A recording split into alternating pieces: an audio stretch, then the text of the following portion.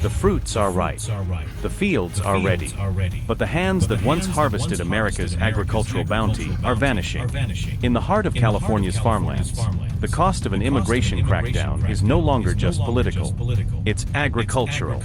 Rows of strawberries, left to rot under the summer sun. Vineyards abandoned mid-harvest.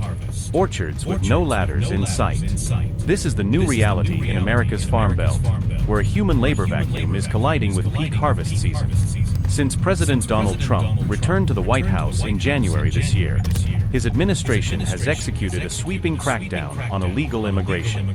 The Immigration and Customs Enforcement Agency, or IC, has ramped up raids across America, and California's lush farmland has turned into ground zero. Just this month, California's Ventura County was struck by a series of IC operations. Nobody feels safe when they hear the word ICE. Even the documented people. We know that the neighborhood is full of combination of those with and without documents. As per another local farmer, he normally oversees 300 workers. However, after the IC sweep, just 80 showed up for work. But this isn't just a bad season. It's a looming economic catastrophe for America. You see, over a third of all U.S. vegetables and 3/4 of America's fruits and nuts come from California. The farms in the state raked in nearly $60 billion in sales in 2024. But economists now warn that those numbers may plummet, with workers too afraid to show up. Even as IC intensifies, the farms in the state raked in nearly $60 billion in sales in 2024. Economic catastrophe for America. You see, over a third of all U.S. vegetables and 3/4 of America's fruits and nuts come from California. The farms in the state raked in nearly $60 billion in sales in 2024. But economists now warn that those numbers may plummet, with workers too afraid to show up. Even as IC intensifies raids, some workers are returning not by choice, but by necessity. They're altering their routines to dodge IC. Well, at the moment, those who are working come with fear, but they come to work because they need the money. Because here we work every day to eat, to pay for the telephone, the electricity, and the rent. Because if one day we miss work, we are in trouble. Since January 2025, over 120,000 undocumented immigrants have been deported under President Trump's revived IC force. Many of these play a crucial role in America's farm industry. As per what those who work in the farms told Reuters, even documented people now don't feel safe when they hear of IC. To be sure, many of those who work in the agri-fields in the U.S. are undocumented. But the supervisors and farm owners face issues, because Native Americans hardly ever want to do the groundwork in the farms. So now, a lot of the crop is going unharvested. We'll keep tracking this story further. Stay tuned to Mint.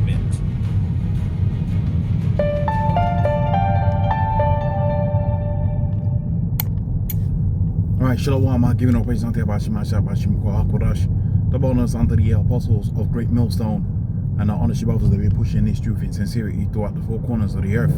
And above everybody here coming out here to give you this truth for the grace and mercy of Yahweh, Bashim Yahushai, Bashim Korash, giving all praises unto Yahweh, Bashim Yahushai, Bashim Korash. Okay, so this was posted up about 5 days ago, basically building up the story, or building off of the back of the story that you've seen out there, obviously within America, where you've had this move towards removing the so-called migrants. Okay, the idea that these migrants, just all of them, they're just up to no good and they're just a terrible thing to be removed, is a sentiment that's spreading amongst all the different shores wherewith Esau, the Red Hebrew Edomite, is ruling. So Britain, the United States, France, they're probably gonna follow suit pretty soon, right? Maybe Spain or whatever. And remember, you had the previous administration, they had and let all of these migrants in, and they let the situation fester. And pretty much now you got a situation where it's a breaking point. So they so-called had to do something about it, and you know, they brought the best guy in for it, which is DJ Trump. And now you got these raids that are happening. So, you know, I'm not saying anything that's new by describing the situation there, outside of saying maybe, you know, the same thing that our brothers have said, which is this is all orchestrated, it's all organized, and you can see that the two horns of the lamb indeed are two horns like a lamb, right, but spoke as a serpent. Indeed, the previous administration and the current administration are working in tandem to move against the 12 tribes of Israel, okay, the Negroes, Hispanics, Native Americans, so you can understand. So, the time of Jacob's trouble. So we see a situation out here where not only are you being hit directly, you tribes, but also indirectly you can see the makings of a troublesome situation upon the face of the earth. And they mentioned about a half and a quarter of I forget which produce it was. You can just rewind the video to figure out what those particular things are, which, you know, that's a significant amount of produce. But the number that they said was about 60 billion. So when you're dealing with 60 billion and, you know, you're losing a quarter, you're losing a third of that, that's a hell of a lot of money. That's about 20 billion, right? If you're saying it's a third, if you're saying it's a quarter, it's about 15 billion, right? So, you know, that's not no small level of revenue to lose. That's a large amount of revenue to lose. And you got to remember something about these farmers. They're already working on shoestring margins.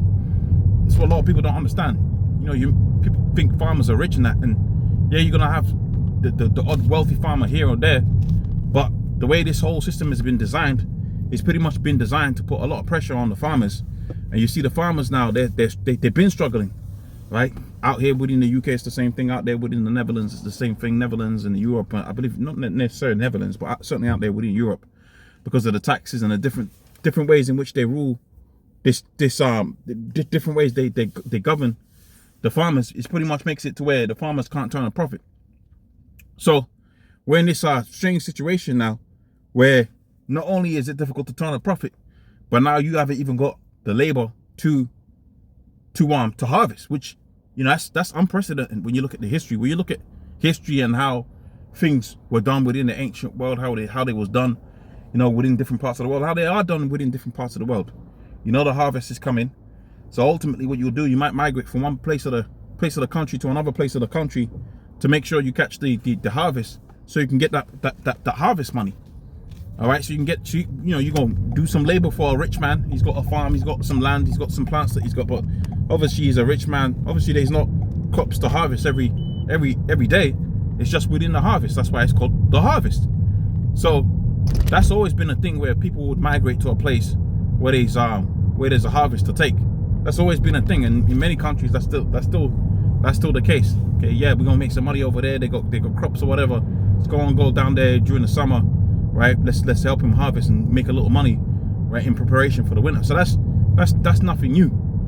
But you know, they use these sensationalized situations where they take the cartels and they take the different degenerates amongst the Negroes, Hispanics, Native Americans to create a situation where now ultimately, you know, the guy called it a catastrophic economic event. Okay, a catastrophic economic event. Remember, food is the backbone of society, right?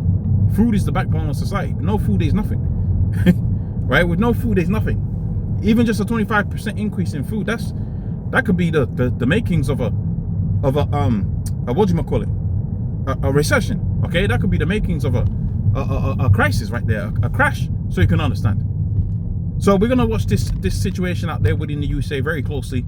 It's exciting times. We're gonna watch this thing very closely to see what's gonna be the results of all of these raids. What's gonna be the more ultimate end all be all of what Esau's put on the earth here. And we're gonna sit back. We're gonna get the popcorn. We're gonna enjoy, because, you know, a lot of people thought that this ride it was gonna last forever. This thing where you go get cheap food from Chick-fil-A or whatever, right? And you know, you're just chilling, right, relaxing, you know, life is good or whatever. They thought this ride was gonna go on forever, but you know, the prophecies are gonna take place. Mark the 13th chapter comes to mind, where it speaks about trouble upon the face of the earth, right? Rumors of wars, famines, and this could be the makings of a famine, because ultimately, when you don't have no harvest, what's the incentive to plant crops for the next year? You ain't making money from the harvest from this year. This is the margins that these farmers work on. If they ain't got no money from this year, they ain't got no money for next year. You got to go deep into the debt pocket, and they're already over leveraged. So you're gonna over leverage again. Comes a point of breaking point. So there's many ways in which Esau can take advantage of this. right? You can take advantage of it from a financial perspective and crash the economy. Take advantage of the situation from the perspective of food and raising food prices, bringing rations and all of that. Does he get advantage of the situation by making a move on the farmers, by the farmers not being able to make their make their debts? So it's exciting times, man. It's exciting times, and that's what we're seeing up on the face of the earth, man. Very exciting times. Prophecies are coming to pass, right? All of these things are just, it could be just one, it could just all crescendo, and it could be a multi-crisis, what they call a poly-crisis or whatever. I forget how they worded it, but it was a thing that it was describing where you have multiple crises happening at the same time, and certainly looks like we're in a position now where that could take place. All right, you're getting raided, right? The economy is crashing. I mean, it really looks like it could be a multi-crisis that Esau's going to be going for on the next time. Not just going to be the C-19, right? It could be the C-19 happening at the same time as the raids, happening at the same time as a financial crash, happening at the same time as they make a move on the farmers. Okay, so it's very exciting times, and indeed these prophecies are coming to pass. So without much further ado, I'm going to say all praise unto Yabashi Masai, Bashi Mukoha Kodash, double honors unto the apostles of Great Millstone, and I honor you brothers that be pushing this truth in sincerity. I'll see you on the next one. Shalom.